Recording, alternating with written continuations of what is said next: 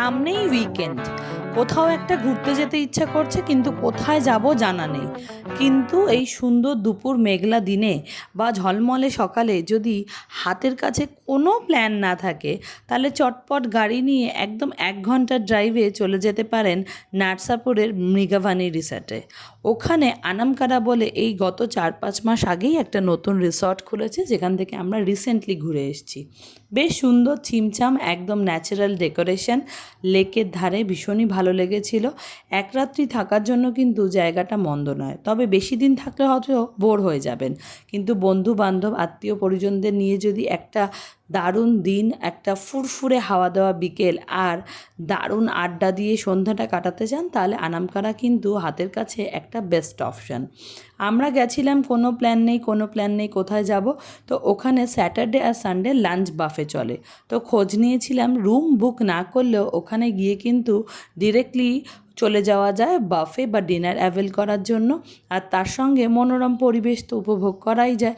সেই সঙ্গে যত রকম অ্যামিনিটিস মানে প্লে রুম, সুইমিং পুল বা আরও যে সমস্ত আউটডোর গেমস আছে সেগুলোও কিন্তু আপনারা অ্যাভেল করতে পারবেন যদি আপনারা লাঞ্চটা অ্যাভেল করেন। মানে আপনারা ধরুন এই দুপুর 1টা নাগাদ পৌঁছে গেলেন, আর ওখানে 3টের মধ্যে লাঞ্চ টাঞ্চ সেরে ব্যাস এদিক ওদিক 4-5টা ঘুরে দেখলেন। আর এই দেখুন প্লে রুমে এই জয়, এই বড় লোকেদের গেম বিলিয়ার্ডস বলে হয়তো বোধহয় এটাকে, সেটা খেলছে। আর আমি তো এগুলো পারি না বাবা। আর কোকো ওখানে বল করাচ্ছে, আর এই দেখুন ধাক্কা মেরে মেরে কোকো ভাবছে ও খেলতে পারবে। যাই হোক, রাস্তাটা খুব মনোরম, জঙ্গলের মধ্যে দিয়ে, আর ছোটো ছোটো কুচু কুচু মাঙ্কি দেখতে দেখতে যাবেন। আর ওখানেও কিন্তু চারিদিকে মাঙ্কির উপদ্রব, তাই সেটা থেকে একটু সাবধান থাকবেন। হাতের কাছে কোনো জিনিস থাকলে ওরা কেড়ে নিয়ে চলে যেতে পারে। ব্যাস এই আর কি। আর সুন্দর একটা দিন তো উপভোগ আমরাও করে এসেছি। লাঞ্চের যে বাফেটা ছিল সেটা খুব একটা যে ভালো ছিল সেটা বলবো না, মানে আইটেমস কম ছিল। 800 টাকা পার হেড নিয়েছিল, আর 5 বছরের নিচে বাচ্চাদেরকে টাকা দিতে হবে না। তো আমার মনে হয়েছে যে স্প্রেডটায় আর কটা যদি ডিশ অ্যাড করতে পারে ওরা, তাহলে বোধহয় আরও বেটার হবে। কিন্তু যে কটা খাওয়ার ছিল সে কটা খুবই ভালো ছিল। ভেজ ননভেজ বোথ অপশানস ছিল। আর বেসিক্যালি এই গ্রিন মানে সিনারিওটা ছিল দেখবার মতো। আর এই দেখুন চারিদিকে মাঙ্কি, বললাম হাতে কিন্তু খাওয়ার জিনিসপত্র থাকলে কেড়ে নিয়ে যেতে পারে। আর ওখানের যে রুমগুলো ছিল সেগুলো কটেজ টাইপের, একটা কমন সুইমিং পুল থাকা সত্ত্বেও কিন্তু প্রত্যেকটা কটেজের সঙ্গে একটা করে জাকুজি দেওয়া ছিল।